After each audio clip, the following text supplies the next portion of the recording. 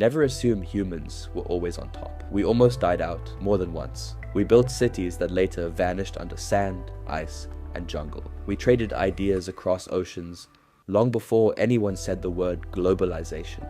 Think history is simple? In this long video, we race from small hunter bands in Africa to probes leaving the solar system. I'll show you 5 moments when civilization almost broke or leveled up. Miss even one and your world disappears. The last turning point is happening now, and you're in it. Let's start before there were nations, kings, or even farms, and work together to hunt and gather. What set our species apart was not muscle, it was shared brains. Language, even if it began simple, let people warn, plan, and teach. Knowledge could stack. A sharp edge made by one person could be improved by the next. Culture became our survival cheat code. Early humans did not stay put. By roughly 70,000 years ago, give or take, groups were moving out of Africa. Coastlines, river valleys, and land bridges during the Ice Age opened paths. They met other human cousins like Neanderthals and Denisovans. Sometimes they fought, sometimes they had children together. Bits of those cousins' DNA still ride in many of us today. Proof that human history has always been a braided river, not a single stream. Life was risky. Climate swung between warm and cold. A giant volcanic event in Indonesia at tens of thousands of years ago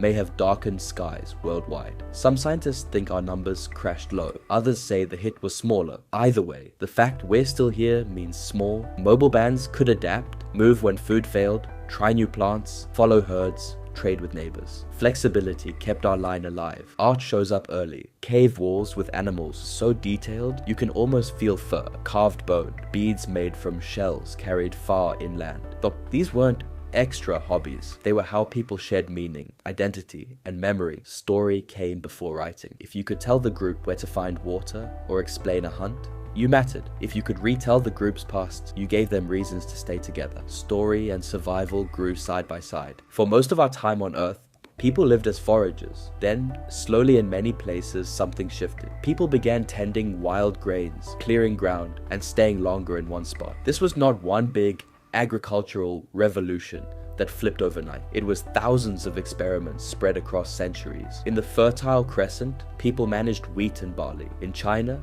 early rice and millet. In New Guinea's highlands, root crops like taro and yam. In the Sahel belt of West Africa, sorghum and pearl millet. In the Americas, maize, squash and beans, the three sisters in some regions. And in the Andes highlands, potato and quinoa later joined the mix. Why farm? For some groups, climate changes made wild food less reliable. In rich river zones, staying put meant more babies could survive. Seeds dropped near camp meant more food next season. Over time, people noticed which plants gave bigger harvests and saved those seeds. That slow choosing, selection, turned wild plants into crops. Animals followed: goats, sheep, pigs, cattle, chickens, llamas, alpacas, and of course, dogs. Herding gave meat, milk, wool, pulling power, protection, and yes, new disease germs that later helped farming populations build some immunity that city people would inherit. Farming had trade-offs. Diets narrowed, work hours rose, diseases spread in crowded villages, floods or droughts hit harder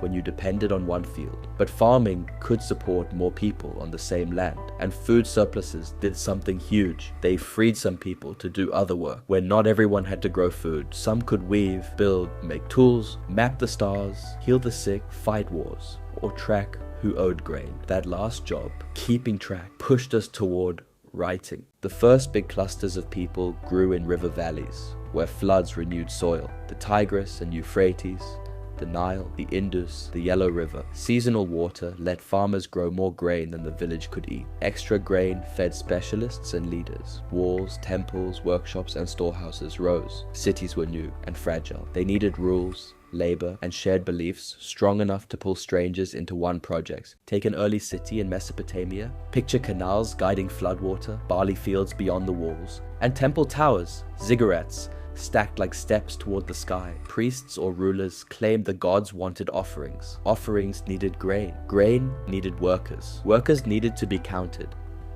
Clay tokens became marks. Marks became symbols pressed into wet tablets. Over time, those marks turned into writing, all because people had to remember who gave what, when, and how much was still in storage. Egypt followed its own rhythm on the Nile. Predictable floods laid rich silt along a long green strip. A king, the pharaoh, was seen as a bridge to the gods, which helped organize huge crews to build monuments and manage water. Meanwhile, in the Indus Valley, carefully planned cities with drains, straight streets, and standardized bricks show a different kind of order. Less about giant kings we can name, more about shared systems we still don't fully read because their script remains undeciphered. In China, oracle bones show early writing used to ask questions of ancestors and the spirit world. Early complex centers also rose in Mesoamerica, like the Olmec heartland, and in the Andes, with coastal temple sites and highland communities that would later feed great empires. Africa beyond the Nile grew trading and farming centers along the Niger. Europe held farming villages that slowly linked into chiefdoms. We're now at our first big network age, bronze. Mix copper and tin,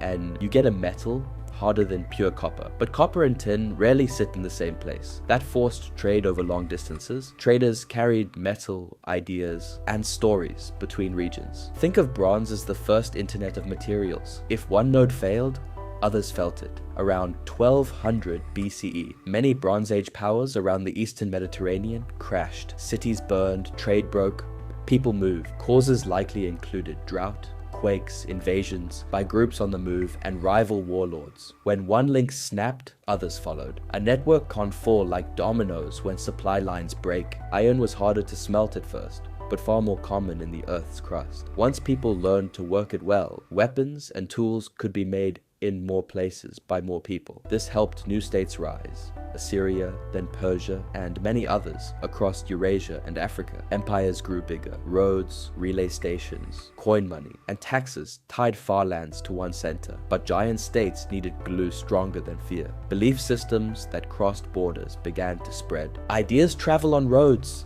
in caravans, on ships, and in the heads of ordinary people. In India, new teachings questioned old social orders. Buddhism offered a path out of suffering open to many, and spread across Asia along trade routes. Hindu traditions blended local gods, ritual, and philosophy into a flexible family of beliefs that adapted as they moved. In the Mediterranean world, small Jewish communities under Roman rule became the seedbed for Christianity, which said salvation was open to all, rich or poor. In Arabia, Islam joined faith and law and spread with trade and conquest across a huge zone from Spain to Southeast Asia. In China, Confucian thought, legalist policy, Taoist philosophy, and later Buddhist ideas mixed and shaped both state rule and daily life for millions. While ideas spread, so did goods. The Silk Roads were not one road, but a web linking China, Central Asia, India, Persia, and the Mediterranean. Silk moved west. Glass, wool, spices, paper, and ideas moved east. South of the land routes, monsoon winds turned the Indian Ocean into a giant seasonal highway. Sailors timed departures to ride predictable winds across the Arabian Sea, down the Swahili coast, and out toward Southeast Asia. In the Sahara,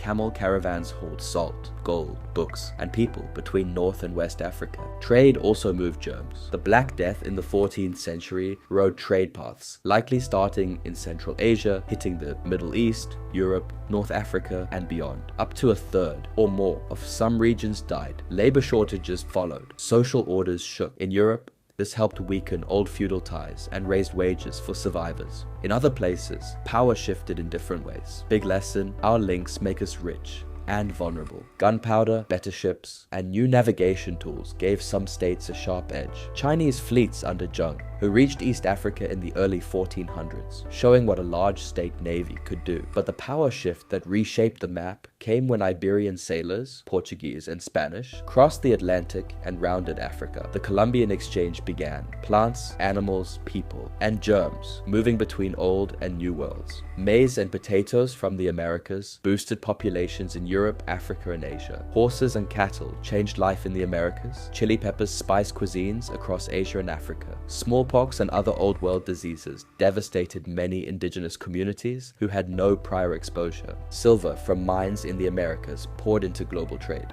Much of it crossed the Atlantic to Europe and then flowed onto Asia, especially China, where taxes in silver drove demand. A world money loop formed. At the same time, the Atlantic slave trade tore millions of Africans from their homes and forced them across the ocean. Plantations in the Americas grew sugar, cotton, and tobacco that fed new hubs and industries in Europe.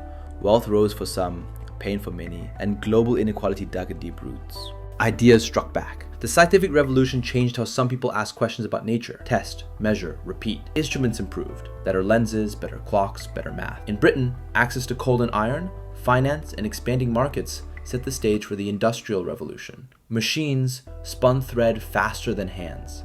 Steam-powered mills, pumps, and trains. People moved from farms to factory towns. Smoke, noise, long hours, but also cheap cloth, rising output, and new jobs. Industrial power became military power. Revolutions in politics followed the energy shift. The American Revolution argued that government should rest on the consent of the governed, or at least of some of them at first. The French Revolution pushed ideas of rights and citizenship, then spun into terror and empire. The Haitian Revolution, led by enslaved people, overthrew slavery and colonial rule, proof that talk of liberty could not be kept away from those denied it. Across Latin America, leaders broke from Spain and Portugal. In many places, the old order bent, snapped, and reformed. The 19th century wired the planet. Steamships shrank oceans. Railroads cut across continents. Telegraph lines carried messages faster than horses for the first time in history. Empires raced to grab land, markets, and resources. European powers carved up Africa in meetings held thousands of miles away from the people who lived there. In Asia, Britain forced opium into China, then took Hong Kong after war. Japan watched these threats, industrialized fast in the Meiji era, and became an imperial power itself. Industrial life created new social pressures, crowded cities, child labor, pollution. Workers formed unions, thinkers proposed socialism, communism, or regulated capitalism to fix the gap between owners and labor. Meanwhile, science marched forward. Germ theory saved lives, fertilizers lifted crop yields, electricity lit streets. The internal combustion engine moved people farther and faster. World population surged. The 20th century hit hard. World War I showed how industrial machines turned to mass killing when tied to rival empires and tight alliances. Old monarchies fell, new borders were drawn that ignored local lines and planted future conflicts. The Great Depression then showed how global finance links could drag whole economies down. Out of that chaos, some turned to extreme answers: fascism, Nazism, fueling World War II. That war killed tens of millions and ended with nuclear weapons, a new kind of threat where few decisions could end varies. After 1945, the world split into power blocs led by the United States and the Soviet Union. A Cold War followed, arms races, proxy war spies, and a contest to put humans in space. Yet the same year saw waves of decolonization. Countries in Asia, Africa, and the Middle East won or fought for independence. New nations had to build states, economies, and identities while caught between superpower pressure and local needs. Global institutions tried to manage risk. The United Nations, the World Bank, new trade systems, health agencies. Some worked better than others. Meanwhile, science and technology kept reshaping daily life. Vaccines cut deadly diseases. Satellites ringed the planet. Computers shrank from rooms to pockets. New seeds and fertilizers. The Green Revolution fed more people. Late in the century, the internet stitched communication together in real time. A message could circle the globe in seconds, and a financial shock in one market could hit jobs on another continent. Let's talk about the planet itself. For thousands of years, our numbers were low enough that forests regrew and rivers cleared after local damage. Industrial growth changed that scale. We dug fossil fuels, laid down over millions of years, and burned them in centuries. Carbon built up in the air. Climates shifted, seas rose, storms changed. We built a global civilization, able to see these changes from space, but still struggling to agree on how to slow them. This is one of those turning points I promised. Our response will shape every chapter after this one. Another current turning point is digital life. Data shapes power. Who owns your information? Who trains the systems that will guide cars, trade stocks, or write code? In past ages, writing let kings tax grain. Printing let reformers challenge kings. Today, networks let anyone publish and let lies spread fast. Managing truth at scale may be as hard and as important as planting the first fields. Civilizations run on trust. When trust cracks, systems fail. So what even is a civilization? It's not just cities or writing. It's a group of people linked by shared rules, stories, and systems that last beyond one lifetime and stretch across space. Civilizations rise when we solve problems together. Food, safety, belief, trade, law, they fall when we stop solving, or when shocks outrun our ability to adapt. But pieces rarely vanish. Later societies pick up tools, crops, myths, even building styles from those before them. Rome fell, yet Latin lived on in new languages. Maya cities emptied in waves, but Maya people and culture endured. Pieces carry forward. Let's quickly revisit the 5 turning points we've been walking through, because they're guideposts for the future. First, the survival and spread of early humans out of Africa. Without that, no global story at all. Second, the long move into farming and settled life. Food surpluses made cities, writing, and states possible, and also disease and unequal power. The rise and collapse of interconnected ancient systems, like the Bronze Age world. These taught us that tight networks can amplify shock. That lesson keeps coming back. Fourth, the Columbian Exchange and Industrial Revolution era, when the whole planet's regions fused into one system powered by fossil fuels and machines. That created modern wealth and modern risk. Fifth, the current age of planetary and digital change. Climate stress, global disease spread, nuclear weapons, and data systems that linked us all. This turning point is unfinished. We get to help write how it ends. Where do you fit? Right now, you carry in your body genes from ancient mixers, eat crops first tamed 10,000 years ago, live inside political ideas hammered out in revolutions, and scroll on devices born from Cold War research and global supply chains. Every click adds a thread to the web future historians will study. So the next time someone says history is boring, remember, our species dodged extinctions, hacked plants, built empires, wrecked them, crossed oceans, unleashed industry, split the atom, wired the world, and now faces a planet reacting to our own success. The question is not will civilization fall? Civilizations always change. The real question is, can we change fast enough together to keep the good parts and drop the bad before the next big shock hits? Subscribe for more Geep history.